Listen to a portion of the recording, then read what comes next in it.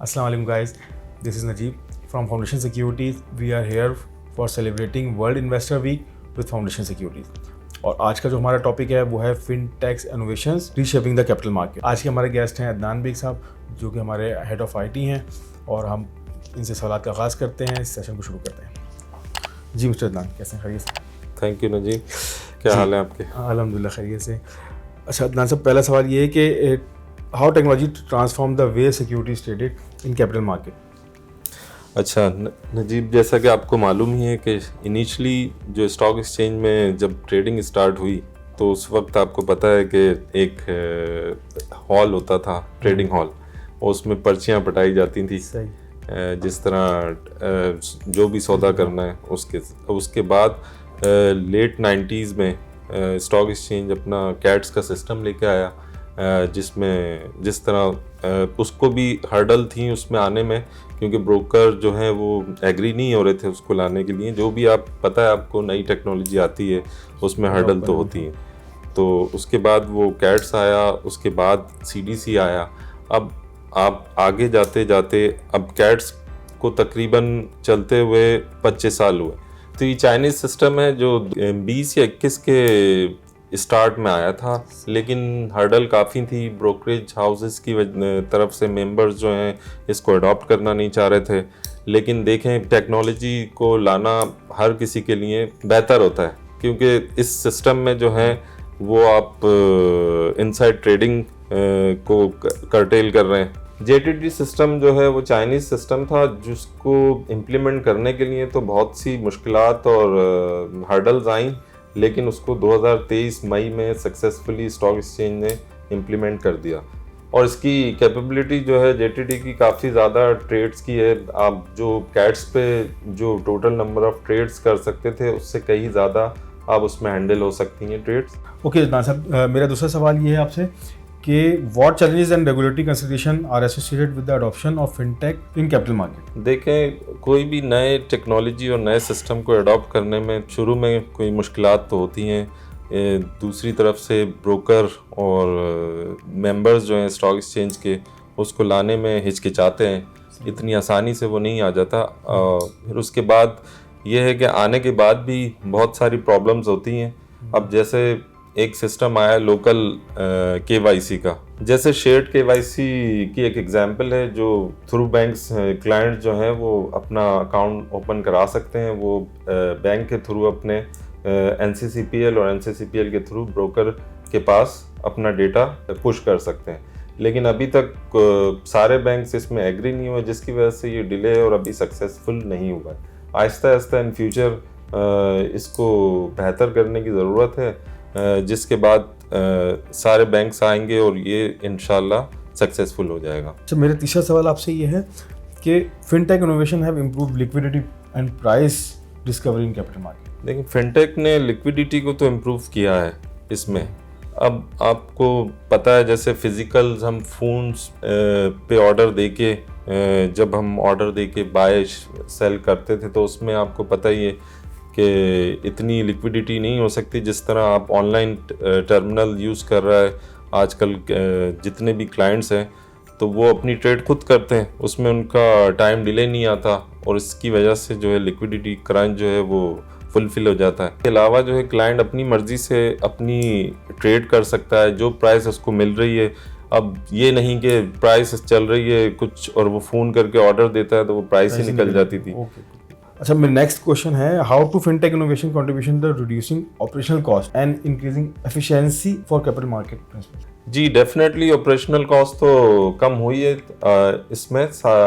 जैसा कि आपको पता ही है कि जो भी ट्रेड होती है वो ऑनलाइन होती है, और ऑनलाइन की वजह से आपको कोरियर का जो कंफर्मेशन उसके पास जाती है वो कोरियर के थ्रू नहीं जाती, डायरेक्टली ईमेल पे और एसएमएस के थ्रू चली जाती है। उसके अलावा पहले जो हमारे पास फिजिकल शेयर्स होते थे अब इलेक्ट्रॉनिकल होते हैं, जिसकी वजह से उसको भी मैनेज करना आसान है टेक्नोलॉजी की वजह से, और हमें ट्रैक भी आसानी से उसका मिल जाता है। रियल टाइम मॉनिटरिंग भी उसकी आसान हो जाती है हमारे सबके लिए। थैंक यू अदनान साहब। मेरा नेक्स्ट क्वेश्चन है, what fintech solutions are enhancing risk management and compliance participation with in capital market? Definitely fintech की वजह से कंप्लायंस और रिस्क मैनेजमेंट में बहुत आसानी हुई है, जिसकी वजह से हम इस रेगुलेटर की जो चीज़ें हैं उसको आराम से कॉप कर सकते हैं।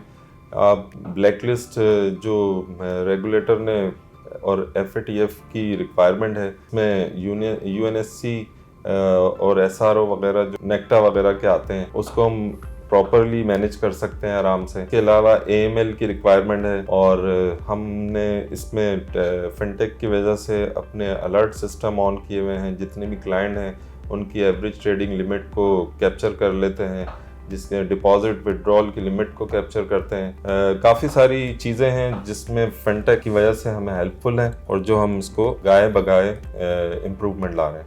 Okay, thank you. बहुत अच्छा आपने हमें ब्रीफ किया इस हवाले से। एक चीज़ अब ये कि हमने रेगुलेटर के हवाले से हमने बात कर ली है, फिनटेक का बहुत अच्छा रोल रहा है।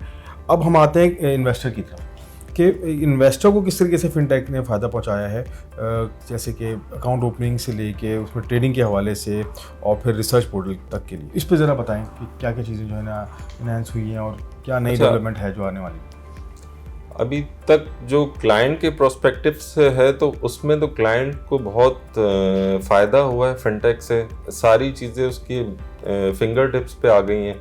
ज़्यादातर लोग मोबाइल यूज़ करते हैं और मोबाइल ट्रेडिंग की वजह से उसकी पोर्टफोलियो में लॉस प्रॉफिट वो उसको उस रियल टाइम पता लग रहा होता है। उसके अलावा वो अपने पेमेंट रिक्वेस्ट मोबाइल के थ्रू कर सकता है। आप बैंक में जाके डिपॉजिट कर रहा है तो डायरेक्ट हमारे सिस्टम तक आ जाती है। पहले तो ये इसका कोई तसव्वुर भी नहीं था। डिपॉजिट वो करता था, 3 दिन के बाद क्लियरिंग होती थी, फिर आता था। अब उसी वक्त वो डिपॉजिट करता है और वहाँ पर ट्रेडिंग स्टार्ट कर देता है। अच्छा, जैसा नजीब आपको पता ही है कि हमारा ट्रेडिंग टर्मिनल डेस्कटॉप भी है, मोबाइल भी है और वेब भी है। वो तो आप अच्छी तरह उसको यूज़ करवा रहे हैं ऑनलाइन में, आप ऑनलाइन के हेड हैं, तो आप ज़रा खुद बताएं कि इसके बारे में जो हमने सर्विसेज प्रोवाइड की हुई हैं। डेफिनेटली हमारे जो सॉफ्टवेयर है फाउंडेशन एज, उसने बहुत हेल्प किया है इस पूरी इंडस्ट्री में, ब्रोकरेज इंडस्ट्री के अंदर। जो भी नया कस्टमर आया उसको और जो एग्जिस्टिंग कस्टमर्स थे उनको for instant trading and the options and fundamental जो भी ऑप्शंस होते हैं आइटम पिक करने के लिए, रिसर्च बेस्ड उसको, क्योंकि हमारा जो सॉफ्टवेयर है वो वेब बेस्ड है, डेस्कटॉप है एंड मोबाइल एप्लीकेशन पे बेस्ड है। उसके अलावा उसके साथ हम एक स्टेट ऑफ द आर्ट हमारा एक रिसर्च पोर्टल है जिसमें लाइव डेटा आता है, हिस्टोरिकल डेटा भी आता है, लाइव चार्ट्स भी हैं, उसके अंदर फंडामेंटल रिपोर्ट्स हैं, फाउंडेशन सिक्योरिटीज़ की अपनी रिसर्च है जो कि मार्केट में बहुत वैल्यूड है, वो उसके अंदर शामिल होती हैं। तो इन सब चीज़ों को अगर सम करें तो एक बहुत अच्छी चीज़ क्लाइंट को मिल जाती है, इन्वेस्टर्स को मिल जाती है, जो कि इन्हेंस करता है उसकी जो इन्वेस्टमेंट्स उसके व्यू को और उसको डिसीजन मेकिंग में जो वो इन्वेस्टमेंट के लिए लेना चाहता है वो उसको एक ही जगह पे कंबाइन चीज़ें मिल जाती हैं। के अलावा हम इसके अंदर नई नई चीज़ें ऐड ऑन करते जाते हैं और उसी चीज़ को क्लाइंट देखते हुए जो है ना रिकमेंड करते हैं अपने और जो भी उनके कोलीग्स वगैरह उनको कि वो इन्वेस्टमेंट की तरफ आए। इसी का एक पार्ट है जो है अकाउंट ओपनिंग का प्रोसेस है, जिसमें हम थ्रू आउट सारे ही अकाउंट टाइप जो PSX की तरफ से वो ऑफ़र कर रहे हैं डिजिटल फॉर्म में।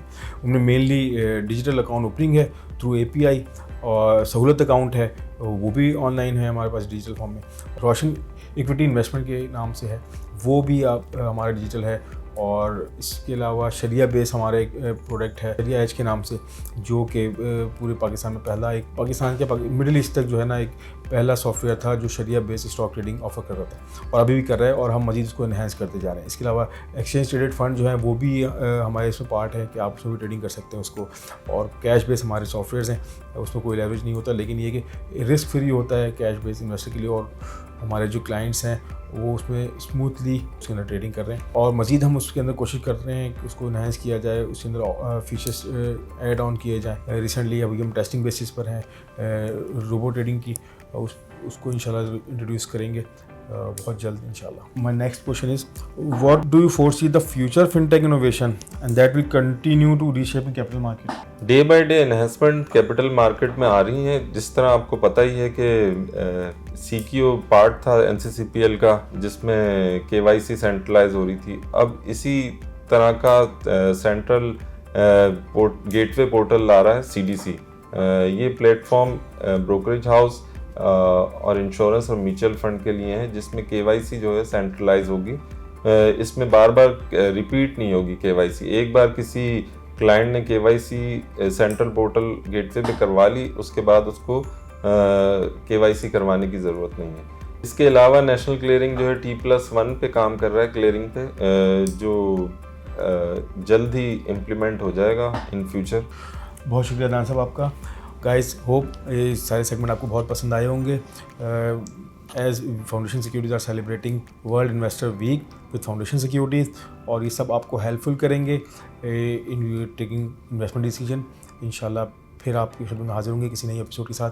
जब तक इजाज़त दें, अल्लाह हाफ़िज़। Thank you.